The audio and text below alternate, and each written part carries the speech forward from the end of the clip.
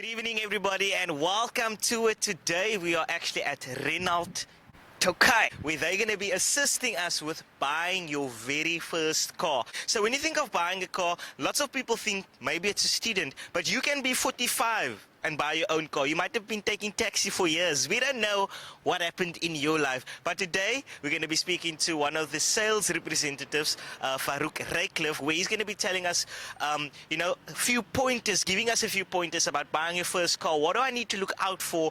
What are some of the terms and conditions that come with it? And also, according to my lifestyle, what kind of car do I need? So let's check it out. Let's see what the Renault Tokai has to offer.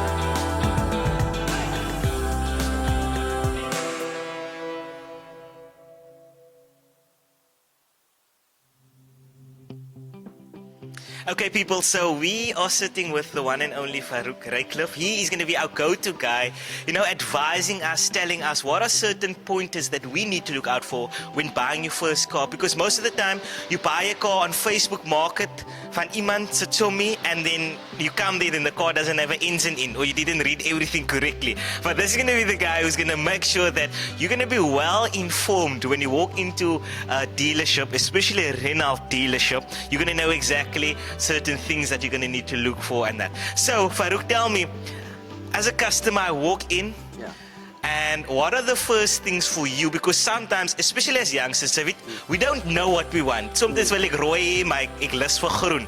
So, how do you go about finding out, listen, what is this customer's needs? Is he buying for the first time, whatever the case may be?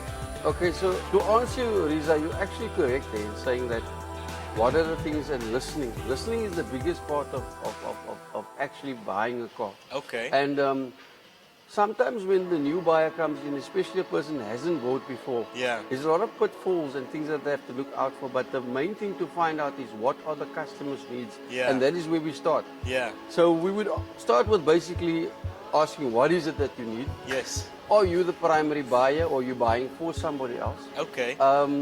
How much would you like to spend is important because we all, we're coming from a recession and we want to save some money. Yes.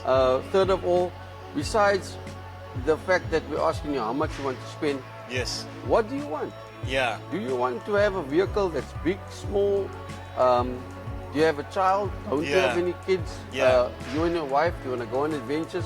So there's different vehicles for different people, and we will only know that once we know what your needs are. Based on the vehicle, we then take you for a test drive, and if you like the test drive, we come back and we sit and we talk figures. Okay. We then talk you through the process of buying a car, for example, what the administration costs are, because everywhere you buy a car, you have to pay administration fee. Of course. If it's a pre-owned car, it will obviously be roadworthy. And also, what are the costs involved? Like very few people know that when you go buy a new car, that there's a metallic paint cost involved. Because the importer pays a different fee to bring the car across in a metallic color than it does into a white color. So that's why you see so many white cars on the road, because it costs less. Right, so those type of things are all things that new buyers do not know. And obviously what's important in the terms of finance is that you have looked after your credit profile. All right. If I should ask you, what are certain pointers that I need to look at when I come in, and whether it is a brand new car or pre-owned car, what are certain things that I need to, it's must, you can't say, can it tweak it, donkey? I need to look at this before I buy the car, so that I know I'm happy with it and everyone else is not going to knock into me or sit me a kop on, put me a head on, I don't know the English for that. So what is the must look at pointers? Okay, so definitely the plus or the things you have to look out for is, first of all, is budget. The second thing that's also most important above that is safety.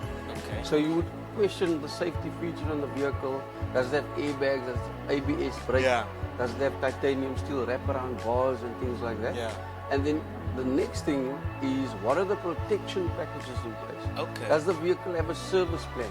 Does the vehicle have a warranty? A factory warranty is where the manufacturer warrants that on mechanical failure, they will cover certain items. And what is the extent of my warranty?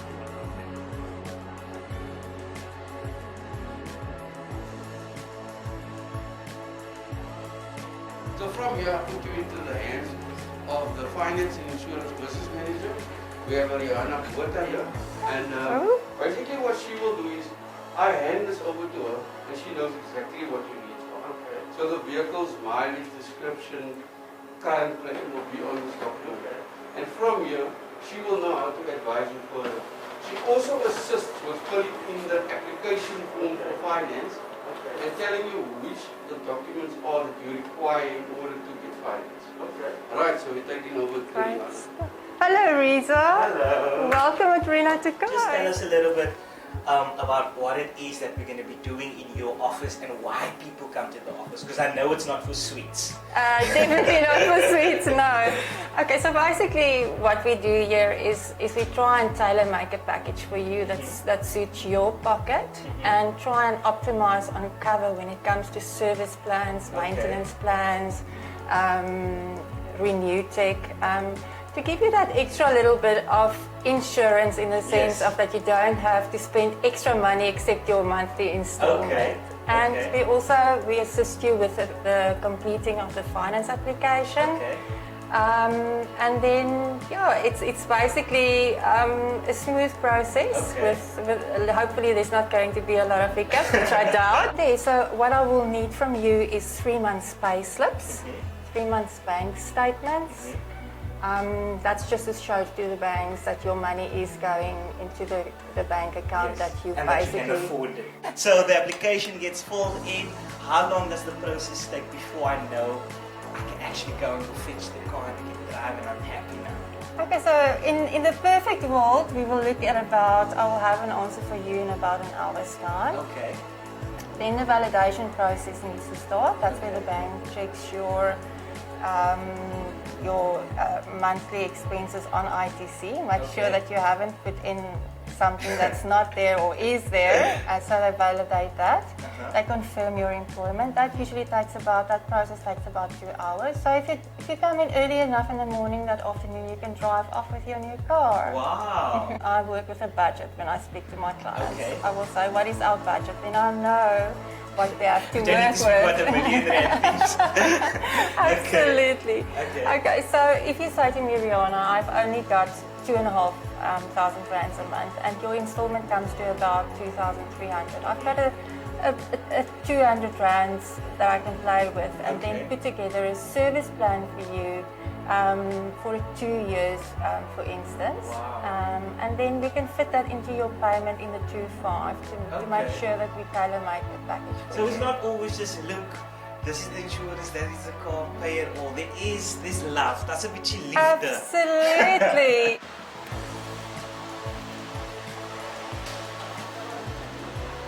Rezah, so the next part is after we've now sold the car, you own the car, it's coming up to your service interval. I'd like to introduce you to a service advisor. His name is Sean. He will just touch a little bit on what is then required from you as the owner of the vehicle and how do you get from basically owning the car, driving it for a year, coming up to your first service interval. All right, Sean? Hi. Rezah. Hi, Rezah. So I just wanted to know, this is where all the servicing happens? Yes, this is where all the servicing happens. Let's just move over this way. So basically, like Farouk said, I own the car and now servicing needs to be done and everything. You can join me this Okay.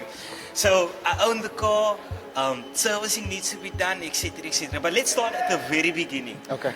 Why is servicing the car and having a service plan so important?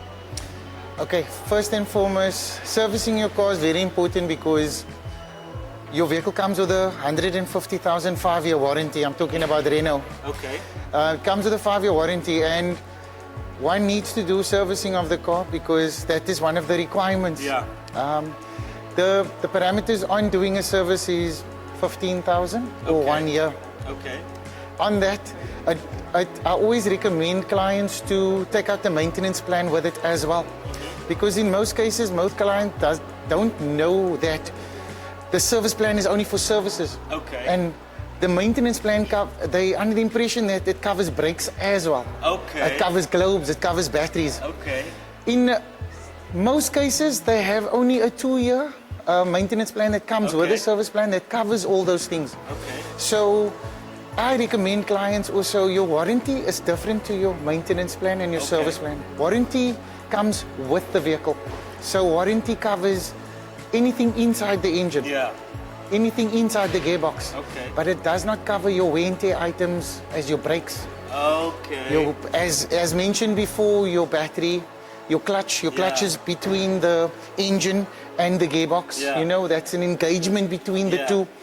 So when buying a car, I always recommend, from the service side, recommend people to go for the maintenance plan as well, if one can afford it, because you know, you cannot put a price on safety when it comes to brakes. Of course. So what is the What process? is the What do I need to process? bring with my wife? Yes. What must happen? Okay, what one does is, one needs to, when you can call in, first and foremost, ask for the bookings department. Then registration number, a VIN number, and then contact details. So I just want to know quick, how long does the process normally take when a car comes in after the year, you know, for the service? Yes. And then also, another question on that would be, what is advice for you? So my car came in, it's been serviced, you're going to tell us how long it normally takes. And then once I'm on the road again, what is some pointers from your side in terms of driving, just to make sure that I'm driving correctly, I'm not driving gravel roads to go cheat. I don't know, people do weird things. Yes. Okay, my advice is, seeing that you're mentioning that, I'm going to start with number one. The service plan and the maintenance plan is owned by the client. Okay. So it's very important you take note as a client that when your service is due, your service consultant will tell you. Our invoices, when we do hand over the vehicle, on the invoice, we'll put there 15,000 or 1 year, whichever comes first. Yes. Very important. Then secondly, tires should be checked. Tire pressure should be checked at least twice a month. Okay. Okay, so first of all, you strapped in, your seatbelt is on, you've set your seat to where you're comfortable, you've adjusted your rear view mirror, you've adjusted the electronic side mirrors to make sure that you are absolutely perfectly where you want to be. Now we're on the test drive. I, as the salesperson or the representative that's with you, I've got to make sure that you adhere to the traffic rules and regulations. Okay. I have the right to stop the test drive at any point. Whenever you feel uncomfortable. Remember, I'm also a family man and I'm looking after an asset of my company. 100%. So sometimes if I find that the driver is abusive, I will aim for the sanity of my family, not losing their father. Of course. Make sure that we're safe at all times, and I would make sure that the company's asset is protected because it is my responsibility. Sometimes Rezah jou pa se kar en die klats is al uitgeheel. Yeah. So now you get into the car and then you know you get used to the gears and you can feel, okay, the clutch is lightly salted, whatever the case may be. And I feel like as a customer, this is really the point where I go, I like the driving of the car, I like the feel of the car, the gears and everything. And do you feel like this is where most people make that final decision? Of course. Look, 9 times out of 10, this is where you get this is it feeling. Okay. It will either tell you, no, this is not the car and we have to go back and try something bigger, maybe or something else. Or this will be the point where you decide, I'd rather like to go automatic. Because I can feel if it was me, this would be that moment of, because I looked at the car, I see, you know, it's a car that I like or whatever, but this is really that moment where I go, I can feel it, I can see myself in the car, and like you said, subconsciously you just make that decision. Yeah. What are some of the, when someone's doing a test drive actually? Okay, so what do I look out for in terms of the test drive? Okay, on the test drive, you gotta understand car will never lie. It will show you immediately on power if it's sluggish. Okay. It will second of all show you on stability how the body handles. Yeah. The third thing that you gotta, and I learned this as a sales cadet years ago, don't overburden the customer with facts. I think it's important that you highlight the important features of the vehicle and benefits. Make sure that obviously the vehicle that's being presented to you is basically the model that you're buying. Okay. For some places you can walk in and they'll show you the one with bat wings. Yeah. And then tomorrow when you come, it's another car. It's like buying a Gatsby and then they say it's full house, but it's net so That's the chopper. Yeah. And then basically the other thing is my salesperson knowledgeable about the product? Because ek wil nie weer gaan leen nie. Ek wil nie nou sit met 'n brochure heel aan. Yeah. The second thing is, or the third thing that the salesperson must know, this is the point where I can actually engage the customer about what I'm saying is lifestyle factors. Yeah. Because I can ask him, will you be using this car to, for example, go on a trip? Yeah. And I mainly I've changed it where this is a point where I sort of find out what makes the customer tick.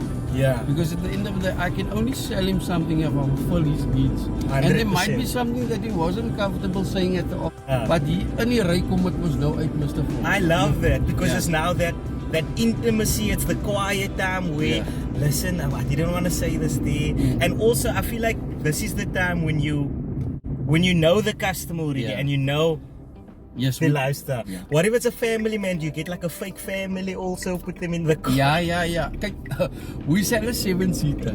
So I often have families coming in with occupants what a bietjie naturally plus size is. Because hulle wil kyk kan die kar over ou Kaap se weggaan met die engine. Right. I have to admit that this is the perfect car for a starter. I can feel that it has a sporty look to it. It has incredible boot space like you showed us.